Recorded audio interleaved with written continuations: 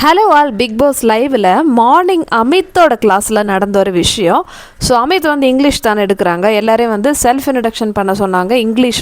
கமருதீன் அவருடைய self introduction கொடுக்கும்போது இந்த அரோரா விஷயம் வந்து ஒரு விஷயம் பண்ணிச்சு. என்னென்னா, நான் வந்து இங்கேருந்து வரேன் அப்படின்னு சொல்லிட்டு கமரு வந்து சொல்கிறாரு. அப்போ வந்து ரம்யா தேவையில்லாமல், சார் இவங்க வசந்தி மேம் கூட வந்து லவ் பண்ணுறாங்க அப்படின்னு சொல்கிறாங்க. உடனே இந்த அரோரா பின்னாடி இருந்து சொல்கிறாங்க, இவர் நைட்டு மசாஜிங் பண்ணுறாரு வசந்தி மேம் கூடன்னு சொல்லிட்டு. இது ஸ்கூலில் பேசுகிற ஒரு பேச்சா என்ன?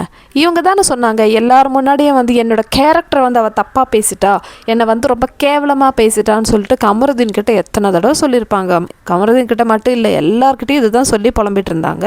பாரு என்னை ஆபாச குறியீடுன்னு சொன்னால் அவள் வந்து என்னை தப்பாக சொல்லிட்டான்னு சொல்லிட்டு எவ்வளோ ஃபீல் பண்ணாங்க.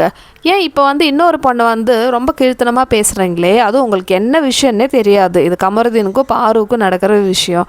அவங்களுக்கு உடம்பு சரியில்லை, இவர் வந்து கால் தடவி விட்டார். ஸோ அதில் உங்களுக்கு என்ன பிரச்சனை? உங்களுக்கு ஏதாவது இருந்தால் நீங்களும் சொல்லுங்கள், கமருதீன் நல்லா தடுவாரே.